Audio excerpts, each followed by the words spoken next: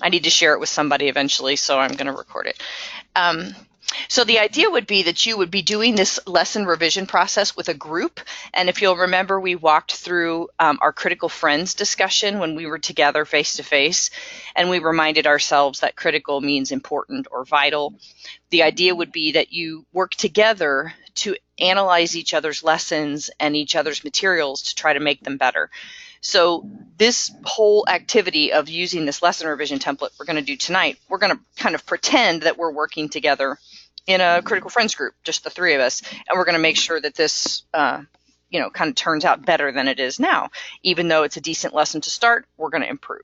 So that's what we're going to do with that critical friends model, is use it as our guide.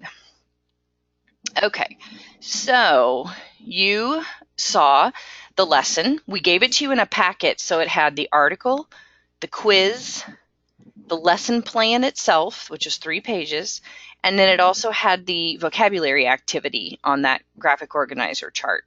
It had all of those components, and then you were to just do the checklist from that. That website that you're seeing as a screenshot there of Building Blocks of Life, that was Ask a Biologist is the name of the website, and that article did come from that web resource. So tell me, from your pink checklist and from your memory, just as you were doing it, which areas did you see kind of on that checklist that you thought there were some big gaps between the lesson and where it needs to be in order to be standards aligned? What kind of gaps were you seeing, or the areas where you thought there were the biggest weaknesses? I'm looking through here real quick to see. I felt fine with the setup of the lesson, establishing the learning goals. I felt that was all fine. I might not be as critical, maybe. I sometimes have a little bit of a hard time. But then on the second part, of course, they only had 3 specific standards identified. But Correct. they could have easily incorporated speaking and listening standards. That the activities that were included, I thought, led to some things that could easily be worked in. I agree. Absolutely. Absolutely. Mm-hmm. All right, so definitely section 2 about the standards, we want to give some attention to that when we're doing our revision. That's perfect. Mm-hmm. Is there another area on the checklist that you thought, I've got a lot of no's here, or I made a lot of notes for revision that I think we should look at? Any other section in particular? On number 5, create questions that draw evidence and learning from the text. Yeah. Let's see. I wrote like a tilde for kind of under questions point students to the most challenging and important parts of the text. Yeah. I'm not quite sure about that one. Yeah. I feel like the challenge question at the end was, I don't want to say culminating, but it encourages students to apply what they just learned. Mm-hmm.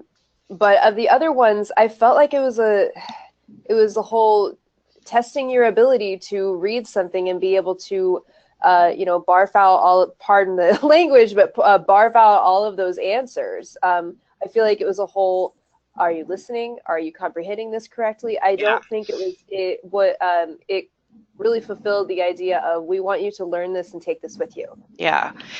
I agree. I had several areas with 5 that I answered no to. Okay, so. Perfect. So, and I also, I have 2 yeses on that section, and all the rest are N's, or like you said, kind of like a question mark, like, And particularly my concern was about, was the second one, that questions require students to use evidence from the text to support their claims. I would argue that the questions on that quiz don't require evidence of any kind. They're all recall questions. Just go in the text, as you said, Sierra, and just find it, right? Yeah.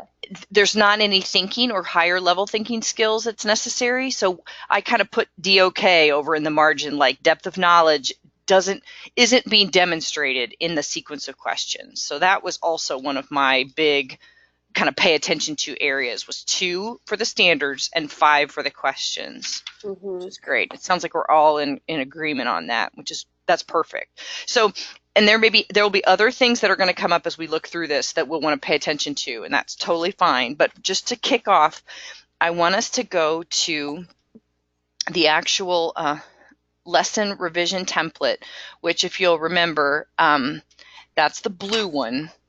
And you probably have a brand new version of it, like a fresh copy in your packet. If not, there's one right here. I found my papers, by the way. You did not. Oh, how good. I did. I did. I'm sorry to interrupt. No, that's good. I'm glad you've got them. I also am putting the lesson revision template on the screen so that you can see as you guys are talking through it and explaining to each other and to me. I'll kind of put the summary of everything that we're saying. I'll put it on the screen here so we can kind of see our compilation. And again, remember that the revision template is intended as a kind of a collection of all the good ideas that all the critical friends are going to discuss and suggest, and then you hand that template to the author of the lesson at the end, and they take it and actually put it into writing and make it finished. So all we have to do is make notes of what we would do. So let's kick off with the very first one, which is the learning goals of the lesson. And Rhonda mentioned, and I agree with her, that in this case, the learning goals they're pretty clear. Right? They're right there on the first page of the lesson plan. This author calls them learner outcomes. But if you take the learner outcomes and the box right next to it, the assessment tools and methods, between those 5 bullets, you see all the things that the students are either going to learn or do, right? So between those 5, we would say that those are okay. So like I would just put, they're on the lesson plan, meaning we're not going to change those. Now, I will say if you were going to make, as a Critical Friends group, any really distinguishing changes to the lesson, for instance, maybe you were going to really revise one of the activities, you might have to change the learning goals to reflect that. But if we're not going to do that yet, we can just say, yes, we see them, they're right there on the plan, and they work for now. Okay. Original source, we'll just skim through this because if you'll notice on page 2 of the lesson plan, on the right-hand side of the page, under resources, this author of this lesson plan lists everything that he has referenced, right? All the websites, all the documents. He even mentions you're going to need a computer with internet, you're going to need dictionaries, you're going to need, etc. So he's got everything there that is going to be needed, including where he got the original material, article, and quiz. So again, we would say it's on the lesson plan. The only reason you would need to add it here is if it had been left off for some reason or some component had been incomplete. Okay. All right. So now you guys tell me, now that we're at number 3, we're kind of through some of those nitpicky things. Number 3 is intended instructional level of the lesson. Do you find that anywhere? And if you find it, do you agree with it? NRS level at the top there is at a 3. All right. And that's grade levels 4 to 6 approximately. That's where we are in NRS, is 4 to 6. So grade levels 4 to 6 match NRS 3. What do we think? Do the activities, the text, the quiz, are they at a level that a level 3 student could achieve successfully? Do you think it needs to go up or down? What's your feedback? I honestly think it's a little bit uneven. Okay.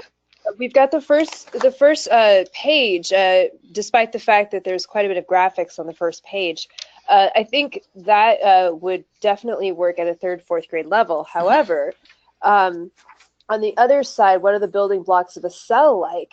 And I think I mentioned this in my notes. I think that they throw this article throws just too much information all at once, and especially if the expectation of this teacher is, I'm going to give you this quiz. Most of them are recall questions. Please remember all this stuff right now. Right. It seems a little bit, like I said, it seems a little bit overwhelming. The first part of it, okay, but the top half of the back page, it's not that the level of challenge is off. It's that it's all coming a lot. It's all like it's presenting a whole lot of information. All right. And I understand that this the whole point of this is kind of glossing over cells. But as far as saying like, oh, photosynthesis, this is a thing. It's like, no, in order to actually understand photosynthesis, it takes a little bit more than a paragraph of explanation. Yeah. So, yeah. Yeah, I agree. There is a lot to the back page of the information. And then you get into the very end document, which is the science words with multiple meanings activity. And I love that. You look at the vocabulary on that page, and again, you're thinking level 3? Maybe, but again, that's a lot of material to absorb in one class period, along with, as you say, the info in the text. So I think this is right. We're going to say, yes, it's NRS 3. Yes, the readability of the text might be at the right level, but we think maybe there's too much info at too fast of a pace for level 3s to comprehend it well, right? And as you said, beyond just the in this classroom right now, am I going to be able to remember it when I leave? Yeah. It's like going to the store and someone gives you an item or a list of 50 things to buy. It's like, okay, I can remember them, but not all at once. Right, exactly. And nor will I remember it after I get home. So, yeah. Right on. Yeah. Okay, perfect. So and remember, this revision template, the idea of it is just like you guys did a really good job, both of you, on your checklist of not just saying yes or no, but you would add comments underneath, right? You would make notes about what you wanted to say or do. Same thing with this lesson revision template. It's great to put, yes, NRS 3 is what I see, but here's my comment that maybe you need to be careful of, teacher who's going to teach this. So it's great to put informational comments on this document as well. So we're going to skip number 4 just because it's going to take up a little more time. Let's just quickly do 5 and 6 because we can skip through those pretty quickly. Remember the brief description of how the lesson will be used. This is just as a quick reminder for an instructor. Is it a culminating? Is it a review? Is it going to just be a brand new introductory lesson? Is it going to fall in the middle of a unit? Something that the students should already have done before they get to this lesson? Are there any notes like that we should put here to kind of give teachers a heads up before they pick this up and use it? I think that this is at a level, it doesn't really break down the actual innards of the cell. I mean, it does, but to a minimal extent, if you ask me. But as far as presenting this to 3rd and 4th graders, I think that it would be introductory because students, by the time they're that age, they're aware that a cell exists, but they're quite not sure what it is. And so I think that this is introductory. It explains all living beings are made up of cells. It kind of breaks down the sheer, the actual workings and importance of a cell to organic life. So we've got, as we mentioned earlier, material comes fast, right? There's a lot of it, but it's brief. And as you say, it's very explanatory. It's not a critical thinking application of the knowledge kind of article. Sure. It's definitely just explanatory. So we would think of this as an introductory lesson for students who are not familiar with this concept or who need a lot of review. Maybe it's been years since they've looked at this material. So certainly we're talking introductory. And again, you can make a note there about, hey, you should probably make sure that they are used to looking up new vocabulary words, right? Something like that. You could put any kind of comment you want there. What about length of time for the lesson? The lesson plan says 120-minute class is the guide for the person who wrote the lesson. What do you think? If it were done exactly as it's presented on paper, do you think that would be enough? Too much? Too little? I don't think it's enough time. Okay. All right. What sections do you think are going to need more? Well, and just making sure when the students are interacting and have enough time and reading, I just think that to go through all of it might be a stretch. Okay. And again, a 2-hour time, I would break it up. And so one class, 2 hours, maybe, but I always think of the age level that they're targeting. And I would think several classes could be it could work having several classes. Great. I think that's a great suggestion. It addresses that issue that Ciara was just, say Ciara, it's Sierra, correct? Honestly, I don't even care anymore. It's Sierra, but there are so many people who call me Ciara. I have more pressing matters than correcting Gotcha. people. All right, It's good. close enough. I don't care. But I do like to get it right if I can. So, but as Sierra was mentioning about during the previous number 5 about how much material is being presented, I think Rhonda's suggestion is a good one, which is, hey, instead of dumping all of that on them in one class, break it into 2 smaller classes and let them look at it and then have it again with a little more information and let it sink in a little bit. I think that's a great suggestion. Again, teachers can take that or leave it, but we're saying as professionals, we think that would be a really good idea. Yes. If you ask me, oh, sorry. No, please. I was just going to say, is there anything else we want to put here related to the timing? Well, I don't know if this is going to add to the notes or waste more time. But as far as the what do you call it? The science words with multiple meanings worksheet. I love the idea of this worksheet. I think that is great. I can tell you why later on. But the students, I think when they receive this at a 3rd or 4th grade level, they might feel just a little bit stymied or overwhelmed, and they will definitely want to spend a separate amount of time on it, even if it's taking it home and as homework or whatever. Yeah, I think that's a great idea. And then they can review their sentences and definitions in groups when they get back the next day. Certainly. And that helps that solidifying of the definitions and the context back inside their brains instead of trying to kind of cram it all in one day. I think both of you are kind of landing on that same idea is, hey, you know what, let's break this into chunks. Let's chunk this a little bit. And I, too, love that vocabulary activity. Like, I love it probably more than I should, because when I saw it, I'm like, how have I never seen this before? But agreed, especially when you go back to level 3. We're talking about level 3 students. And if you have ELL students in that level 3 class, which many of those teachers across our state are going to have, even more reason why they're going to need some time with that. It'll take them longer just to navigate the dictionary, not to mention writing the sentence for context. So we just need to be aware that that may be an issue for them. Yeah, and I see so many students, if they are in, just because so many of them are non-traditional, if they are in a desk for a long period of time, they get incredibly overwhelmed, especially if you put a whole long list of name or words in front of them. That's right.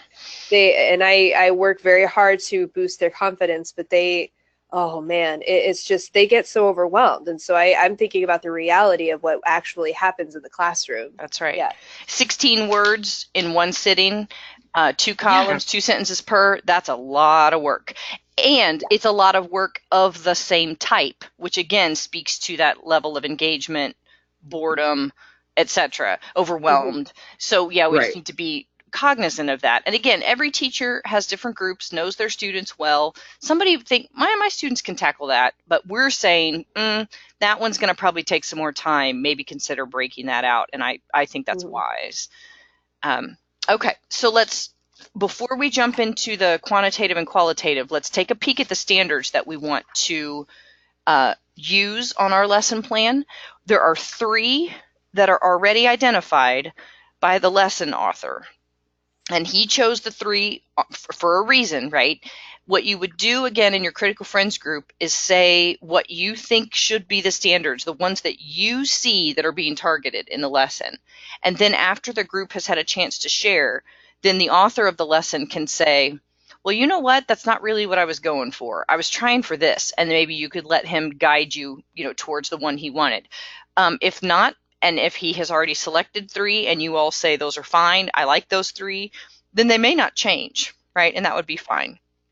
In this case, we know they probably will at least be added to based on your checklists. So let's start with that part since that's the easiest. We know we want to add speaking and listening. And I think, Rhonda, maybe you even mentioned that some of the activities listed in the lesson plan already lend themselves towards group work. So it's already in there.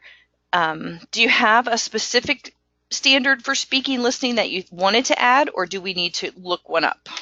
I'm looking at it right now because I apologize. I had intended to think about it, and then, you get on to other things. But I thought, now I need to go and look at those and see which one I want.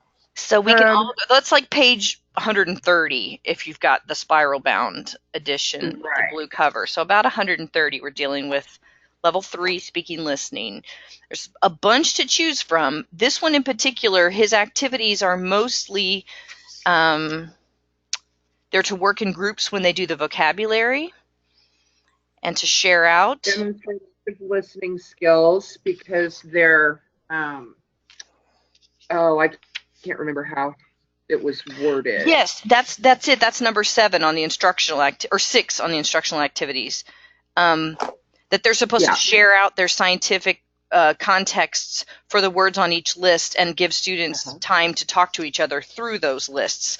So if we use 3SCC3, they're supposed to be demonstrating active listening skills. And I will say that based on that description of his activity, the lesson asks students to simply share. Not discuss, not debate, not critically analyze, just share. So what the students are doing is listening to each other. That's really it. So I think that's actually, based on what's listed in the lesson plan, that's the best one. Okay, great.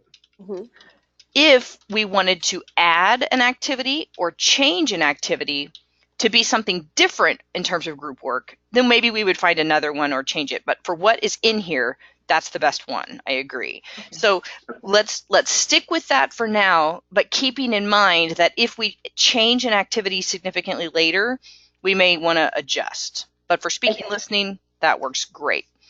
So let's just go backwards while we're in it. Let's just go to writing while we're here and look at the one that the lesson plan identifies, which is 3W RB3, which is on page 89. And this specifically asks us to draw evidence from literary or informational texts to support analysis, reflection, or research. Can you think what the author of this lesson had in mind when this standard was chosen? The 3W RB3? I think possibly needing to fill out that terms worksheet, not to keep going back from it, but a lot of it has to deal with where do you hear the word kingdom being used.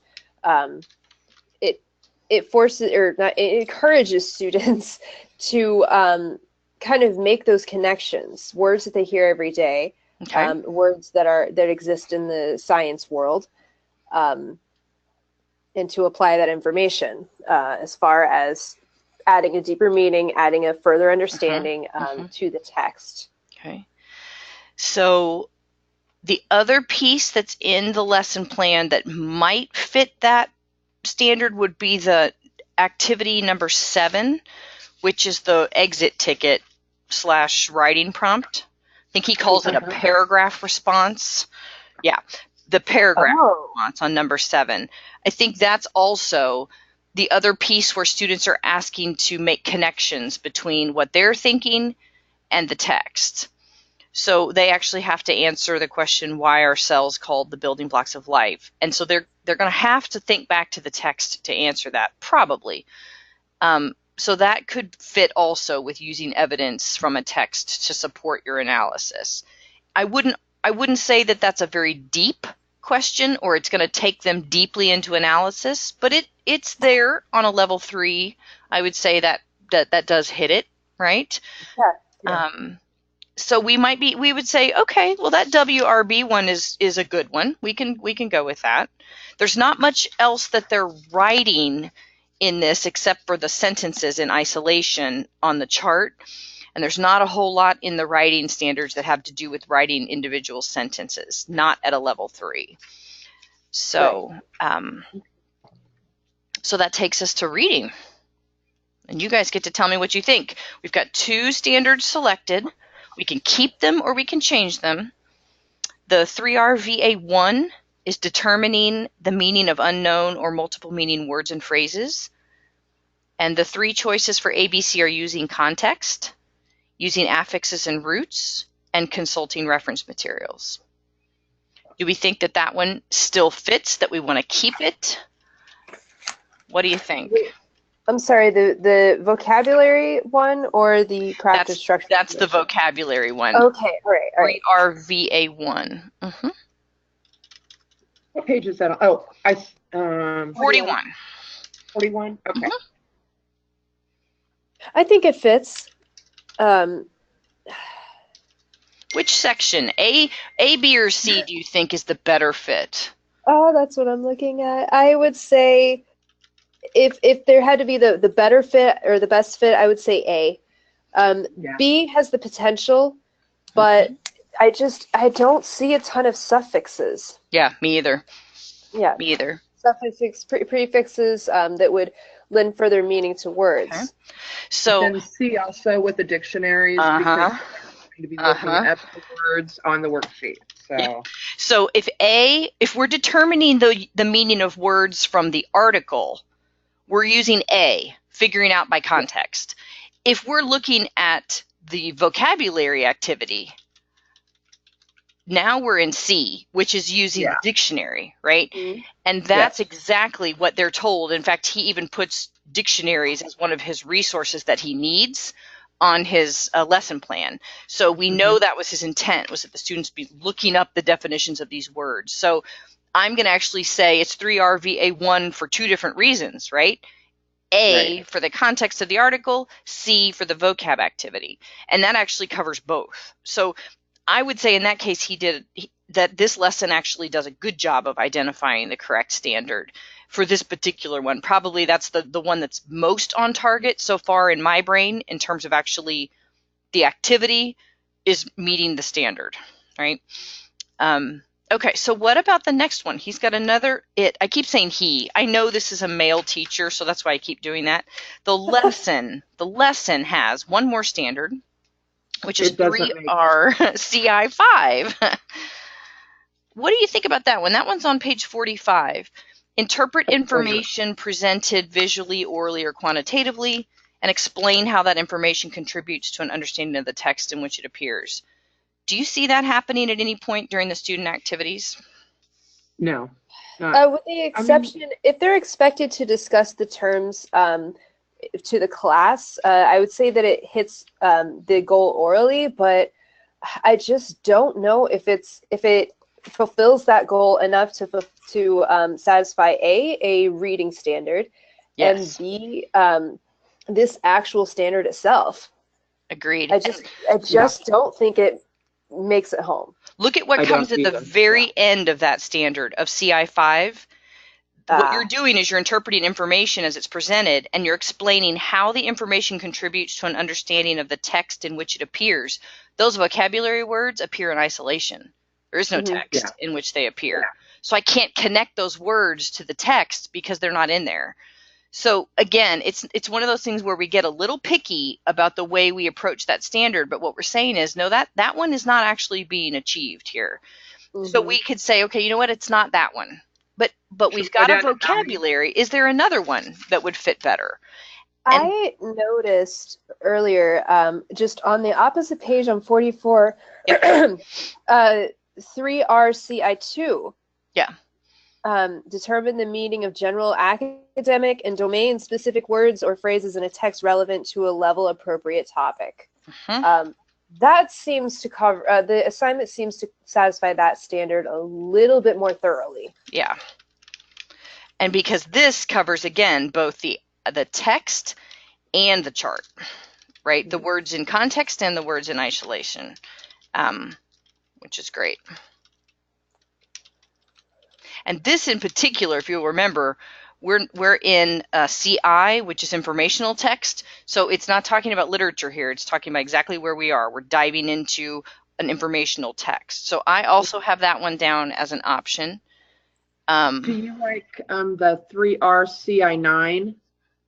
Read and comprehend informational text, including history, social studies, science. I also have that one down. You guys are good. We're on the same page. Good one, Rhonda. You guys are all good. And basically at grade level, right? That's the idea, is you can read and comprehend a text that's written at your grade level. And that's kind of what you had said earlier, like that text right there is pretty tricky, that article in some ways, because there's so much information in it. It's not written at a difficult level, but the information amount is hard. So if they can read and comprehend it, I might have to scaffold for them a little bit to get them to achieve that standard, but that's a good standard to be expecting, that they should be able to tackle that text and not just read and, as you said, barf back the info, but to comprehend. And that may be one where we might say to ourselves, okay, I like this standard, but I'm going to mark it because I'm not 100% sure that any of the activities in this lesson actually make them comprehend. Oh, okay. Do you follow what I'm saying?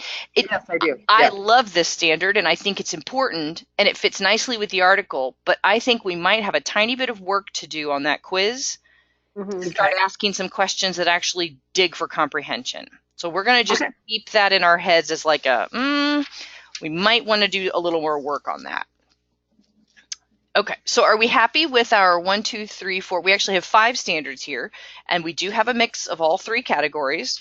Are we happy with that to move on for our little critical friends group? I think so. Excellent. Okay, so I'm just going to fix the formatting here real quick. Yep. All right, so we're at complexity of the text. We are at quantitative measure, and I can tell you by, because I ran a readability on it, which let me see if you can see that. Yes, you can. There's the readability right there. You see the Flesch-Kincaid grade level puts it at a 5.4. Okay. The average grade level takes it up to a 7.0. That's partly because this particular readability looks at length of sentences and long words. Whereas the Flesch-Kincaid does more of like a structural analysis of it. So I tend to trust the Flesch-Kincaid more than I do necessarily a lot of the other ones, that and Lexile. So we're certainly within the range when we look at this for readability. Okay, so we're happy with that. What we might want to do is say, okay, remember we're at NRS 3, and we might just put, I always just use Flesch-Kincaid, and we're at 5.4. And that just reminds the teachers who are looking at this that we've done the work, right? We did the readability on it. And this text, now that we're getting ready to get to the qualitative features, remember, this is where we look at our rubric that has the 4 areas, the structure, language, knowledge, and meaning purpose. And we analyze each of those 4 categories and we say, is this slightly complex, moderately, very, or exceedingly? Does that come back to your memory like, oh, yeah, I remember when we did that? Okay, good.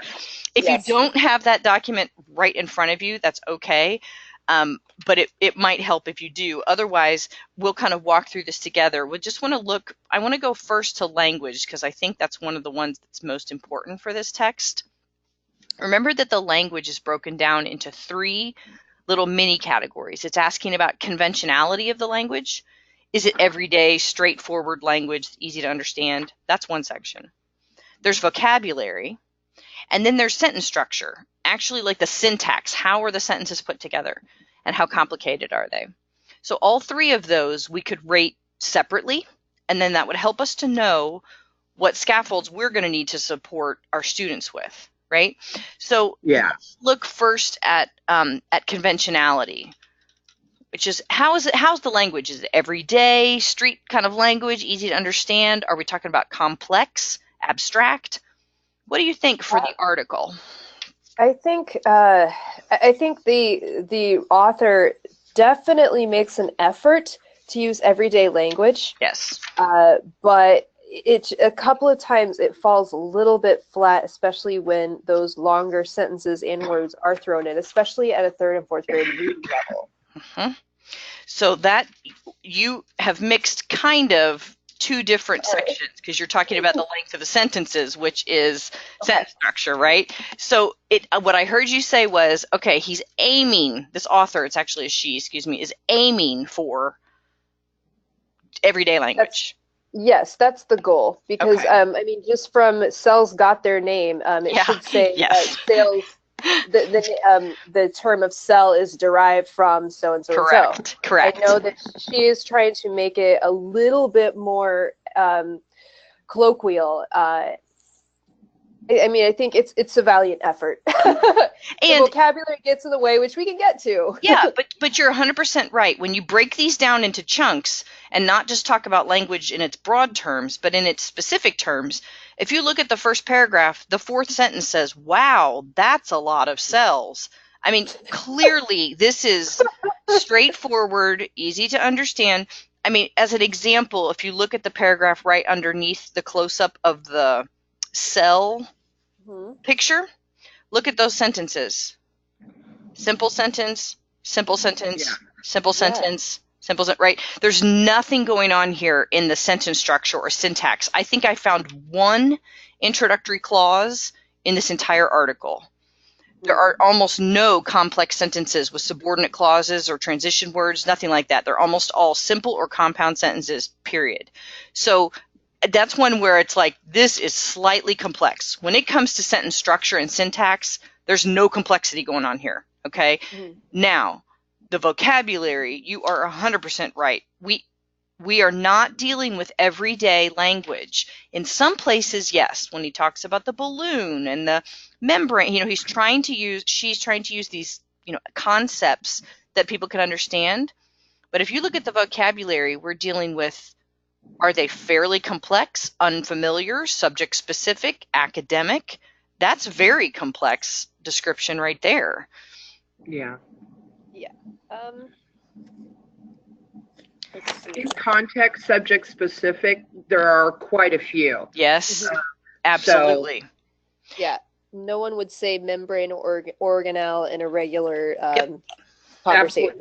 That's right. That's right.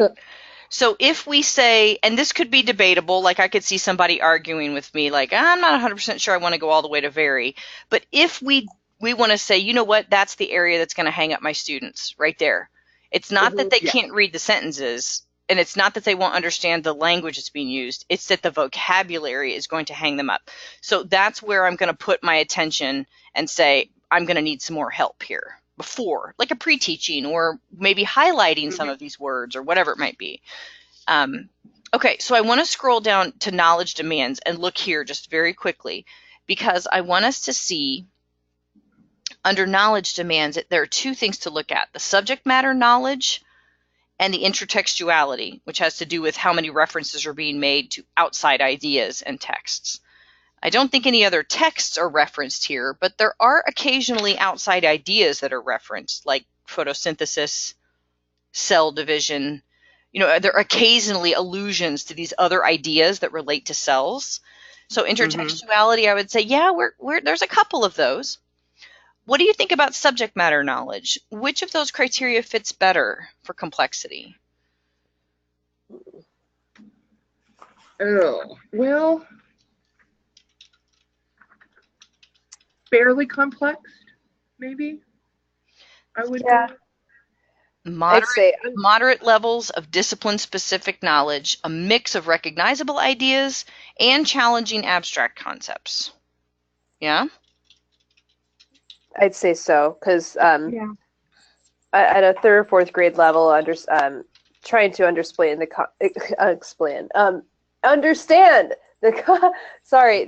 concept of photosynthesis. Yes. The concept of tiny little organelles within these tiny little cells. Yep. Some of these ideas are a little bit abstract. That's right.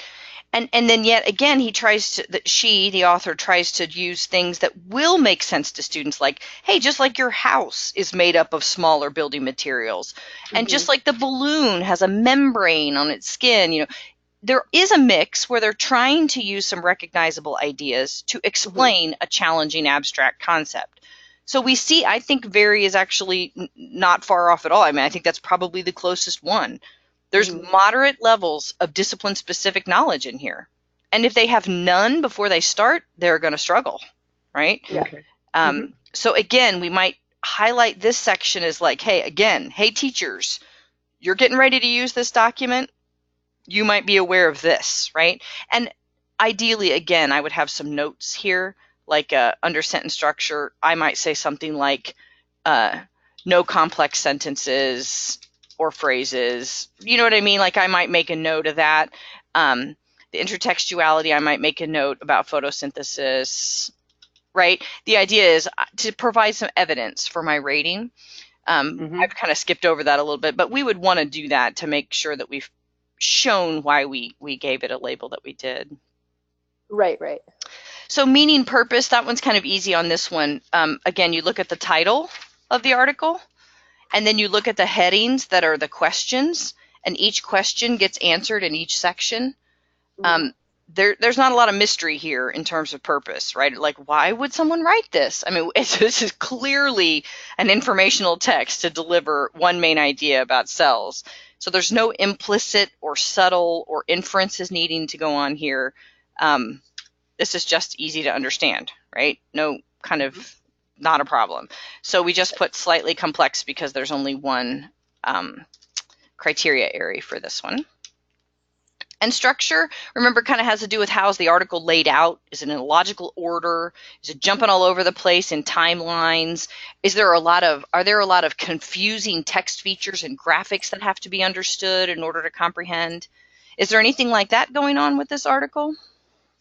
I think the graphics aid in I think the graphics really aid in the explanation of the abstract ideas. They do, for sure. I like that they're there. Yeah, and it breaks up the text, gives the reader just a little bit of a mental break. Yep. And what you do is when you look at the qualitative rubric, it'll say text features, if used, help the reader navigate and understand the content, but they're not necessarily essential to understanding it. So that, I think, is probably why this one is kind of slightly complex, right? Like it doesn't go much higher than that. They're there. They're useful, especially for a level 3 reader. We're happy to have them, but not necessary.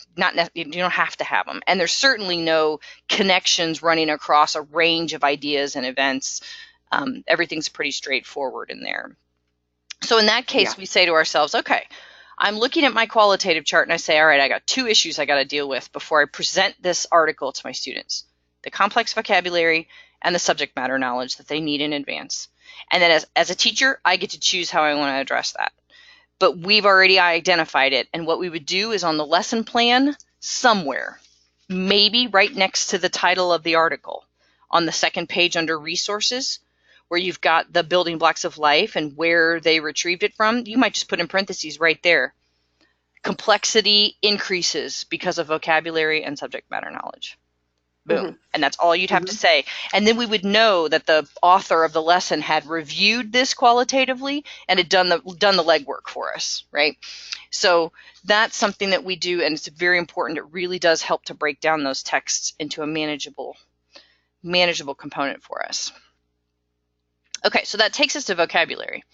You remember this chart that has kind of the double-sided page? The left-hand side is intended for words that are concrete, simple to explain. They don't take a lot of time. You just need to pre-teach them real quick or review them. That's what goes on the left. The right-hand side are the words that you think merit a lot of time or attention, where you really need to pay some extra teaching time, maybe because they're abstract or because they describe something that's incredibly unfamiliar to your students. So in this case, we would not be talking about the words on the vocabulary chart, because those are supposed to be seen in isolation, right? We're not supposed to be teaching the students those. They're supposed to figure them out on their own. We're talking about words from the text.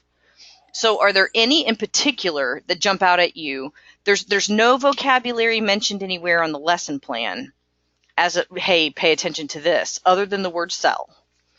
Is there any other word that you want to add? Organelles, obviously, because that would be unfamiliar. Yeah. Plasma.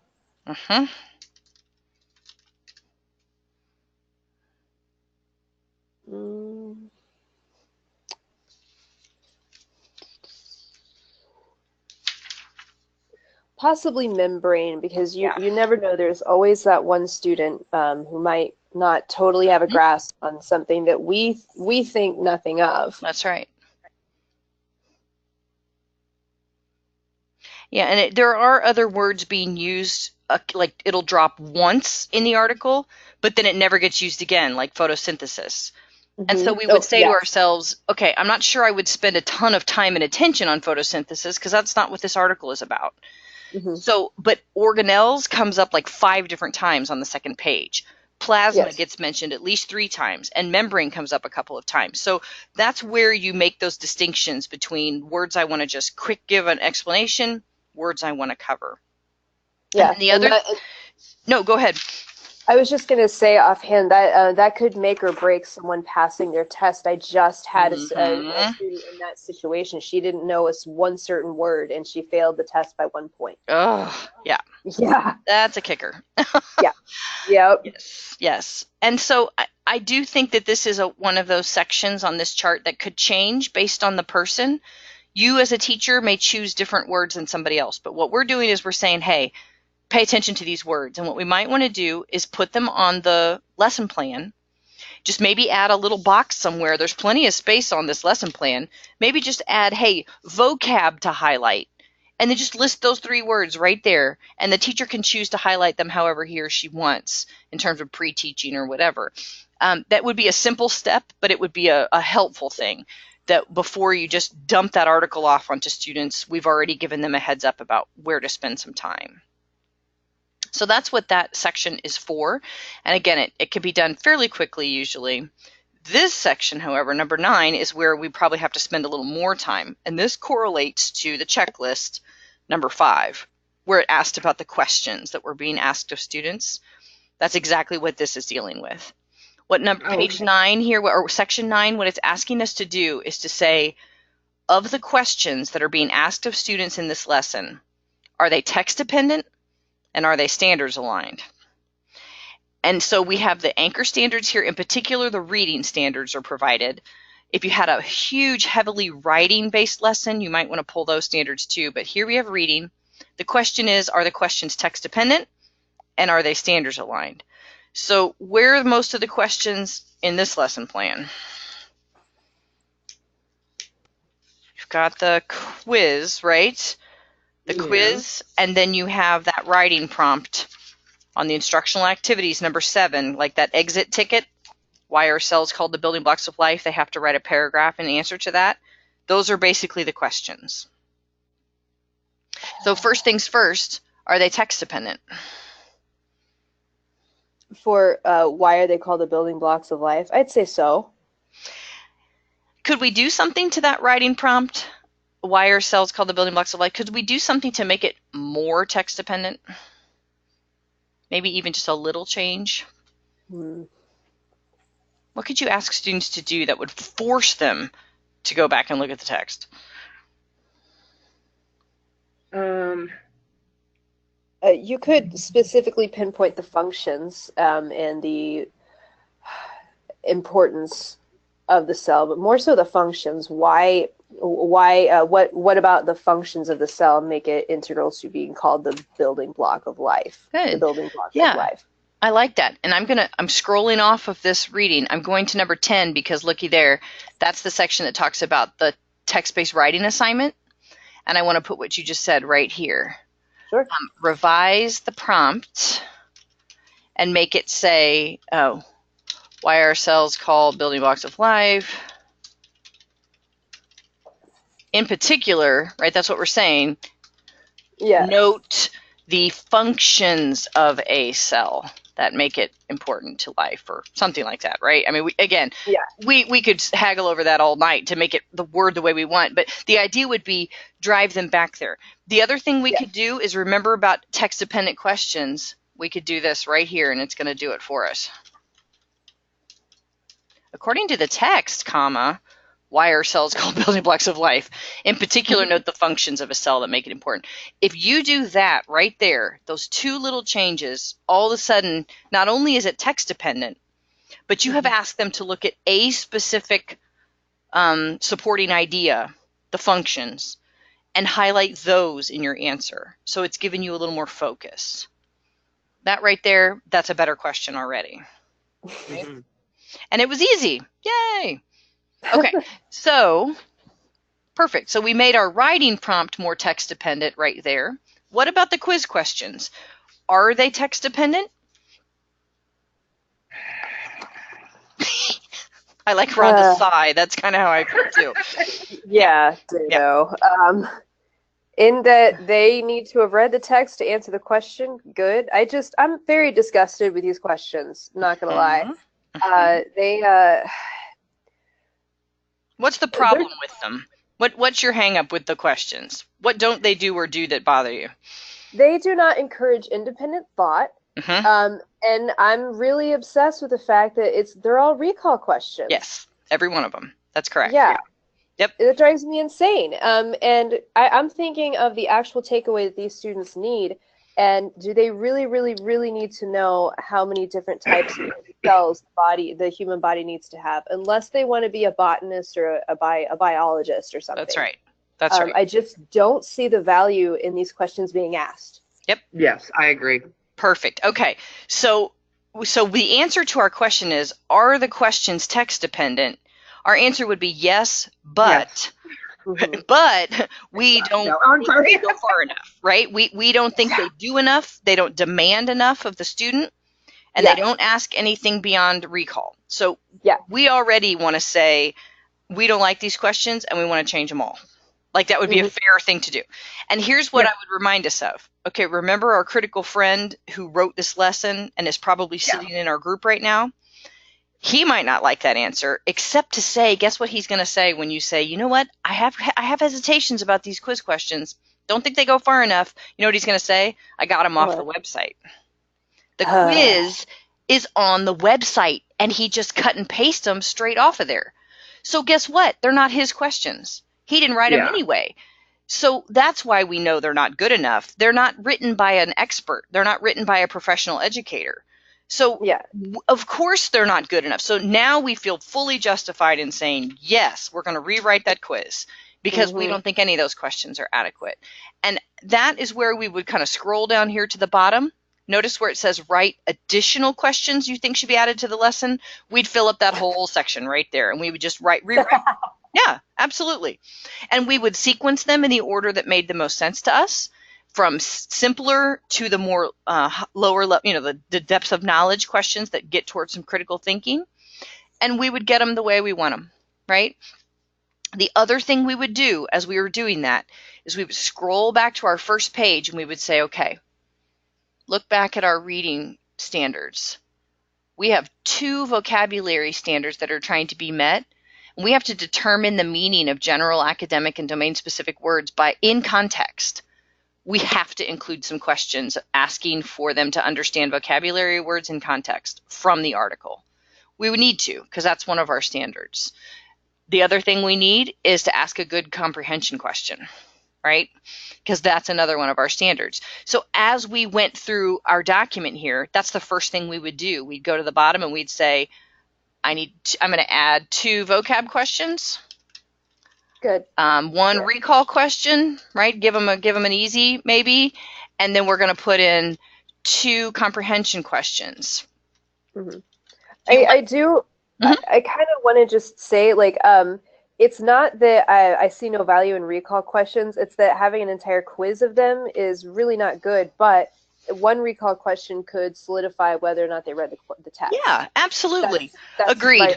That's Agreed. And it also sometimes gives that lower level student in your class, maybe that ELL student who struggles, it's like, ooh, an easy one. I know that. I can do that. And it builds up a little bit of, boost, and there's nothing wrong with that. Agreed.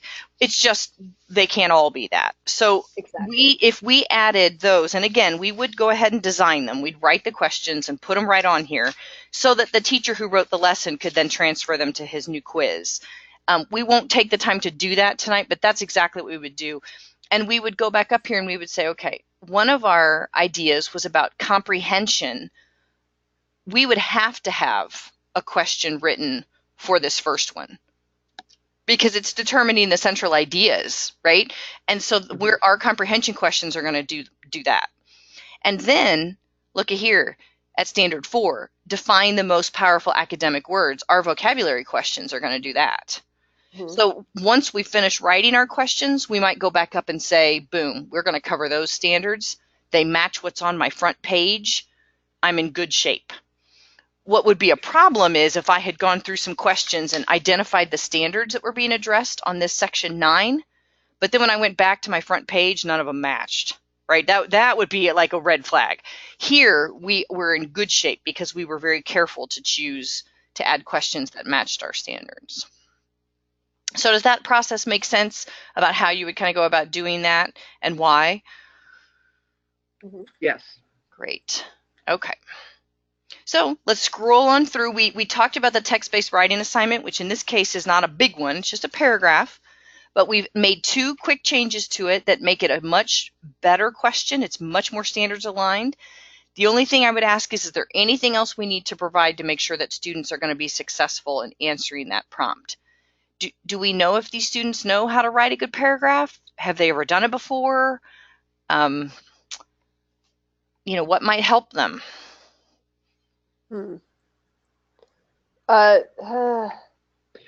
Whenever I have my students write, I always want them to do a type of an outline. They could just use a graphic organizer, just to get down those main points that they want to make sure they include. Great. All right, so that's one suggestion. We could say, hey, before you get them started, have them do a quick graphic organizer or outline. And you wouldn't do it as a 5-minute exit ticket if that's the way we were going to do it. We would build this out again and give it a little more time. But yeah, they could do that. You could show them a model paragraph, right? Not necessarily of a cell description, but of a description of some other scientific concept so that they could get an idea of length, topic sentence, right? How the details fit. You could do something like that, and that would certainly work just fine to give them an idea of what it could look like. Okay, so that's what it's looking for text-based writing assignment. How can I improve it and make them hit the standards better? So the last one here is the extension activities. When you look at the lesson plan, are there any extension activities provided? No. There was one that have students complete the lesson 3.1 cells, basic units of life from Common Core Achieve, Mastering Essentials.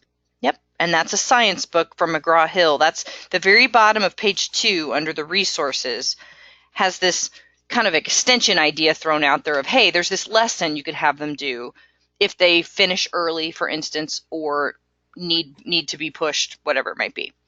Here's the problem with that. Common Core Achieve, I don't know if you're familiar with those or not. The Achieve books are written at a NRS 6 level. They're ASE books. Oh, wow. I know that because I used them when I taught at Lincoln Land. And so Common Core has 2 different sets. They have Achieve, which is ASE, and they have Basic, which is NRS 4, 6 to 8.9. And so it's still too high. Yeah, even if you switched it to Basic, which I have one sitting right here on the shelf, and I looked at it and thought, nope, even that is too high for an NRS 3. Now, if you were going to use it in class and support your students through the reading of the text and all the activities, I would say maybe the Basic. But to use it as an extension where the student is out on their own trying it, no way. And on my paper, I just have a big X through that extension resource because no, it's just not appropriate. And it might be that the person isn't aware because they don't use that text series regularly. But as teachers, before we roll that out to other people, we need to remove that because it's clearly not appropriate. And my hang up about the extension resource, I think again, like this teacher's heart is in the right place, but what if you're trying to share this with another teacher and, oh, sorry, I don't have this book? That's correct. That's right. There's not every college just has an abundant amount of resources. That's right. So we want to use a resource as extension that is web-based. That would be ideal, right? And here's the thing. This article is web-based. It's right here. That's where he found it. The Building Blocks of Life from the Ask a Biologist website. There it is. So guess what you could do? Over here on the right-hand side, there are dozens and dozens of links to other ideas related to asking a biologist. So for instance, I'll pull up, there's the article. Look over here. We have Atoms in Life, a whole section on cell division, a whole section on Robert Hooke and his biography. And then you have videos that you can watch. There's the quiz. There's all kinds of activities. So that would be something that you could put as your as your extension, that everybody would have access to it. And maybe we'll just say perhaps this website and its parts like videos, etc. Right? Simplifies it, makes it easy. You don't have to go look up a bunch of stuff, but it does give students who finish early or who need challenge some extra work to do. Not a bad idea. Okay, and then you'll remember notes to instructors. That's for like other things that you want to say and you just can't remember. It doesn't fit anywhere else, right? There's no really good place to put it. You stick it there. And that could be anything that came up in your planning or in your discussion that you want to recommend for the teachers who teach it, right? Okay, so how do we feel? You guys feel confident about the lesson revision process? That's a worthwhile thing to do, certainly, and the tool helps us. You feel like you've kind of got that under your belt a little bit? I do. I appreciate that there was just the two of us. I felt like I got a lot out of it with just being two people here. Yes, no, I completely agree. Yeah, it's a lot more, it's much more collaborative than speaking over each other and all that. This is good. Yeah, it is. And it also, I like the idea of like the RFK speech, I think is kind of a simple lesson plan. It just has that one page with like the 5 questions and the prompt, right? And there's just the one article. That's it. I like looking at this one because it is more complicated. The material's not harder in terms of level, but the lesson plan has more stuff in it and there's more going on. And I think it does help in a smaller group like this. We can kind of tear it down into its parts and really analyze what's going to work and what's not going to work. So in theory, what you would do, and you don't need to do this, but you would take that lesson revision, that completed lesson revision, and give it to that person who wrote it, and they would revise it and produce a finished lesson plan that had all the changes in it. And then it could be shared with the entire peer group at your college, right, or at your institution. So that's kind of the whole process in a nutshell of what we would do. So what we're going to do right now is just kind of finish up. This is kind of the second half of things, and this will go a little, well, not a little, this will go quickly because I just want to show you a process that's kind of like the lesson revision template is a process, right, that you do with a lesson. This process is called a lesson study. And the idea here is this is another process that you could do with your critical friends group that would allow you to make lessons more standards aligned. It allows you to continue to work in cooperative groups with your peers, and it definitely reinforces all of our key shifts from language arts, text complexity, evidence, etc., and the standards. It's still working towards those same goals, which is exactly what our training is supposed to do. But it lets you prepare some really great lessons, and it also provides the opportunity to observe each other, which does not happen very often in adult ed, and we sometimes miss that component piece. So what I'm going to do is show you what a lesson study would look like on paper, right? Kind of like the ideal version of a lesson study. And then what we're going to do is talk about how we can modify that for our homework, okay? And it's not going to be this full-blown lesson study, so don't be alarmed when you see the steps and think, oh my gosh, I can't do that. We're going to modify it, okay? So the first step in the process is that in your critical friends group, somebody goes first, basically. Somebody volunteers to be the guinea pig, and they say, I will bring a lesson. And we want it to be bare-boned, meaning not a perfect one that you've revised 15 times, but one that you've maybe taught once or twice and thought, this could use some work. That would be an ideal lesson plan.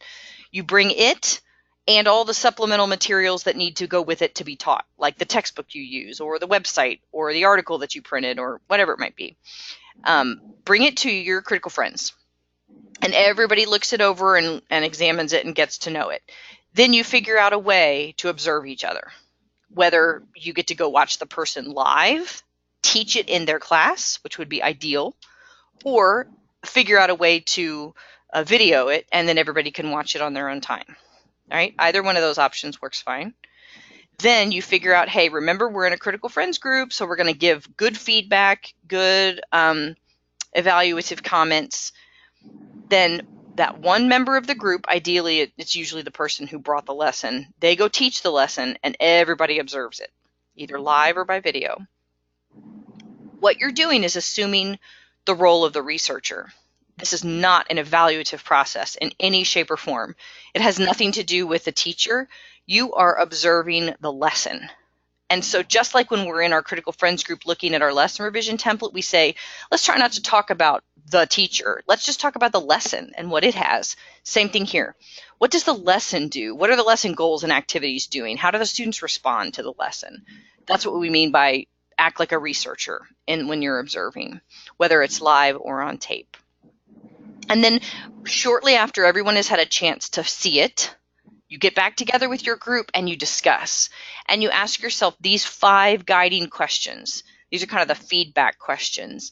And you'll notice right away those look super familiar because they kind of summarize the information that's on the revision template. How are the lesson goals? Are the standards being targeted? How do the activities, the questions, so forth, the flow, and then student responses. Are they getting it, right? Are they meeting the standards? So you get together and you talk that through. And then as a group, you let the instructor who taught the lesson go first, right? Let them talk first. Sometimes we're our own worst critics. And so after something has happened and people have watched us in class, our first instinct is to say, oh, this didn't go right because, or, oh, my favorite student who always carries the conversation, she was absent and it was kind of quiet today, or, whatever it might be. Let that person go first, and then the rest of you can jump in and offer specific feedback that's grounded in concrete evidence. And so the idea would be not, hey, that was a really good class, you did great. That's off limits, right? It would be, hey, you know what I noticed? When you were doing your direct instruction, the students were less engaged. I saw some heads down, I saw some distracted, but when you got them into their group activity, the engagement level really ratcheted up and people were into it. So what else could we do in that lesson to maybe heighten the engagement, right? That is a specific piece of feedback with concrete evidence. So that's what we would be looking for, is that kind of feedback. And what you would do as a group is then you would revise the lesson together based on those observations and analysis. And you could use the revision template as kind of your guide, or you can do it from your notes. And then what would happen is you would give that same lesson, the one that was just revised, give it to a new teacher in the group and have that person teach it and let everybody observe it again.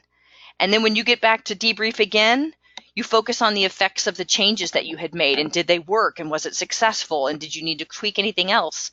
And then once you've done it twice, you've got what we would consider to be the perfect lesson, right? And then you could add that to your resource library, share it with your peers, etc. That is, in a nutshell, the lesson study process. Go in that same thing. And I will tell you that if you're thinking to yourself, oh my gosh, that sounds, first of all, impossible and time consuming and whatever. We did this when we piloted this Standards Proficient training, when we went to Washington, D.C. and had it taught to us. We came back and we piloted with 2 colleges, Elgin Community College and Lincoln Lake Community College, which is, they're 3.5 hours apart. And we did this lesson study with all of those teachers together in one group. And it was amazing because guess what? We did it all digitally. So somebody up north brought the lesson. She volunteered her lesson. We looked at it at a face-to-face session when we were doing training, and we all got familiar with it, and she shared some notes to us. And then she went home and she had it videotaped. And a couple of her colleagues actually did get to sit in and watch it. But then they sent it out through YouTube, sent us the link, and everybody watched it. And then guess what we did to get together to debrief? We did it through a GoToTraining meeting just like this. We all got on the call. We said, hey, I watched the video. This is what I saw. Here's what, and somebody was taking notes on a document just like I was doing and taking it all down. And then as we made all the changes, guess what? Then somebody down in the Springfield area taught it the second time with all the revisions. And then we debriefed again the next week on GoToTraining, and we revised it again. And actually what we ended up doing, because Elgin had an NRS 5-6 class that was dedicated just for ASC students, and the Springfield teacher had a multi-level class that was half ELL students in it. So those 2 lessons, we actually ended up designing 2 different ones. And each one taught kind of one that was unique to their class, and we ended up with 2 complete lesson plans at the end of it. One for a ASC dedicated class, one for a multi-level, and it was beautiful. Those are really good lessons, by the way. But we did it all digitally, did it all at remote, right, at a distance, and it worked great. Did it take some time? Yes. Did we give PD credit for it? Yes, we did. So it maybe was worth it, maybe not. Most people said they really enjoyed the process, even if it was time consuming. The benefits they found were just to being able to observe another adult ed teacher and see how they do stuff is completely valuable, right? We're so isolated sometimes and feel like we're the only ones doing stuff. The challenges, of course, involve distance, time, all of that. But again, the creative solution can involve videotaping yourself, using GoToTraining meetings or Zoom or one of the free programs. And also try to go through your administrator and ask for permission to get professional development hours for doing the process. That certainly can be a benefit as well. So that's yeah, exactly. Yeah, it's a beautiful process. And again, that's like the in the abstract, this is what it would look like if you did it exactly the right way, right? Now we're going to talk about how we're going to modify it, okay? Because we're not going to expect you to put that much time and effort into a homework assignment, which is what the interim activity is. So your interim activity is called the lesson study, but we're abbreviating it. We're going to give you two choices. You can either make arrangements to go in and watch a lesson from one of your peers at your program and then complete the feedback form, which I will show you in a second. You can do that, and that would be great. If you were to do that, it would not need to be a 3-hour session of their class. You could just talk to the teacher and say, hey, I need to do an observation for this training I'm in. Is there a time this week that you're doing like a language arts lesson or a science lesson or social studies, and I could come in? And they might say, oh, from 10 to 11, I'm doing a reading lesson. Great, that's perfect, right? And you can just watch during that time. So you don't have to give up an entire, session of your life. It could be a component part of it. The other thing you can do, if you can't get out of your classroom and into another person's classroom, you can just watch. We have a pre-recorded video on YouTube of the adult educator up north at Elgin teaching her Cuban Missile Crisis lesson. And you can watch that and then complete the feedback form, just as if you had been observing live. All right, so both of those options are going to be available to you. Option 2, the link that's right there, I will include that link in the email that I send you that has the instructions for the assignment, okay? So you don't have to worry about scribbling it down or anything. It'll have the link, and it'll have the lesson study feedback form that you have to write your responses on. Both of those things will be right there in the email. Okay. I will say Sharon's video, I think it's 1 hour and 20 minutes. It's long. So what you might want to do is there are 2 sections at least of the video where she's either reading out loud an article, and there's another section where the students are reading silently at their desks. So you grab that little button at the bottom of the YouTube screen and you scroll it fast forward, right, until the action starts again. Save yourself a few minutes here and there. Don't sit and watch the entire thing, okay?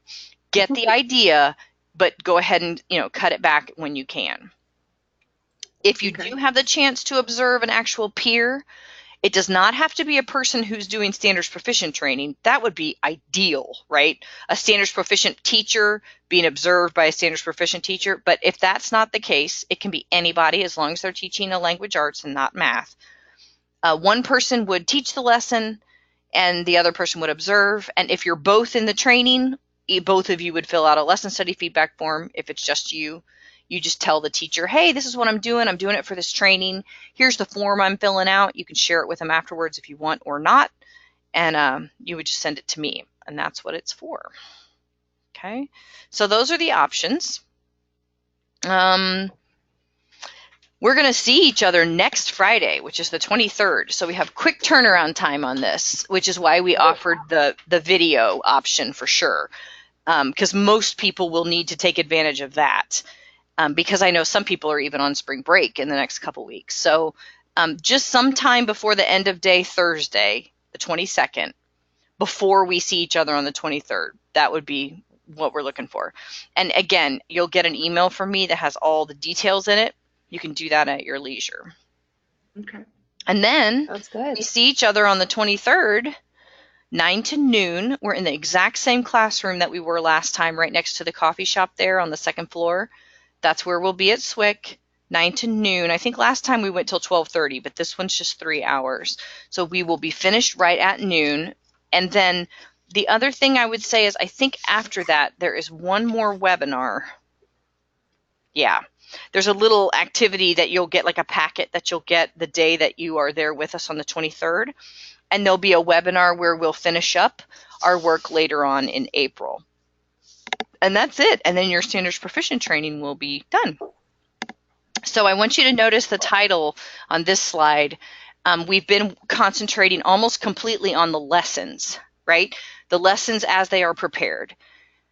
The next unit of this training that we're getting ready to start on the 23rd is all about assignments that we give and the student work that it produces. And this is my favorite part of the training because I love this. It doesn't matter how beautiful your lesson plan is. If the activities and assignments that you're asking the students to do are not of high quality, then the student work can't be of high quality, which means they can't produce the standards outcomes that you need. So that's what we're going to look at. It's kind of like a backwards design approach a little bit. We're going to look at the production, the end product, and see if we can back up and how we can make those assignments more standards aligned. So that's a fun one. I like it at least. And we'll jump in with that when we see each other on the 23rd. Okay, so that's what we're going to do. You've got a little bit of homework. Again, if anything goes wrong or you have problems, you're just going to email me and let me know. We'll work around it. Otherwise, we're going to see each other on the 23rd. We will spend just a few minutes talking about the lesson study, kind of see how it went for people, but we're going to jump right into the student work stuff. And then the webinar later on in April will also be about that. And then you'll be finished up. So, awesome. Yeah. Anita, I just wanted to ask, I was looking at the papers and I've got a yellow sheet that says lesson study process 1. You know how I am about the having my hard copy. So is this what I'm going to be filling out? No, just on the back. So that piece of paper is kind of like a summary of what I just gave you verbally. This is kind of like a written reminder of how you do the lesson study without having those slides in front of you, right? And on the very back of that page, second page, section 3 says debrief. And those 5 guiding questions right there, those are the ones that are on the feedback form. They're just spaced out so you can write in between them and take notes. That's the only difference. Okay. I love to have that in front of me. So that way, if I have any little hiccups with my technology issues. Yep, absolutely. Yes, I agree. Yep, you can have that right in front of you. And the feedback form, like I said, is just a Word document with those 5 questions on it, but spaced so you can take notes. And again, this does not have to be some big drafted narrative thing you're going to write back for me. You can bullet your responses in phrases, and it does not have to be fancy. We just want to make sure that you, as you watch the video, you were capturing some of those elements where the standards were being met and areas where you're thinking, oh, wait a minute, I'm not sure what that activity was doing. You know, like those kinds of analyses that we were just doing on the blue revision template. Now you're going to be doing them in your head while you're watching it live. It's a little trickier, but that's the goal. So what we've been doing today to practice was getting you kind of ready to tackle that live action lesson and see if you can still look for standards aligned gaps and successes even when it's happening in front of your eyes. So that's the way to think about it. I hope that'll make sense as you look at the assignment. So okay, great. Wonderful. Okay, so I'm just double checking. Oh yeah, I was recording this. Okay. Yeah. I'm going to share this with one person who works all day at a full-time job, has a night class, and the nights that she teaches are the same nights that I did the webinars. And I was like, you've got to be kidding me. And she had already taken off 2 full days of work to come to the trainings face-to-face. And I was like, nope, you're not doing any more. So I'm going to let her listen to our recording and write some responses back to me. So if that's okay with you, she's going to hear your voices, but it's just one of our people from the north who's doing the same thing you guys are doing. And then, so if that's all right with you, that's great. I appreciate that. Absolutely fine. Absolutely appreciate it. All right. Well, then you guys are ready to go. All you have to do is click that X at the top of the toolbar and you'll exit out of GoToTraining. And you guys can let me know if you have homework questions. Otherwise, I'll send you your email here in just a sec and you'll have your assignment. Thank you so much, Anita. I really appreciate it. Yeah, good to talk to you guys again. Yeah, for sure. All right. I'll see you in a week and a half or so. Okay, thank you. All right. Take care. Bye. Bye. Yeah, you too. Bye. Bye.